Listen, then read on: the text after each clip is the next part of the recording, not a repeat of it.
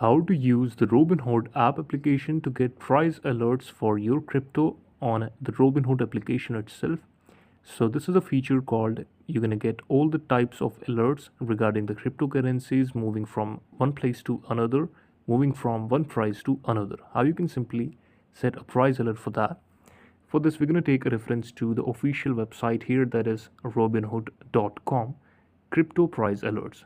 Crypto price alerts are push notifications that will let you know when a coin has price movement that meets the selected threshold that you have selected.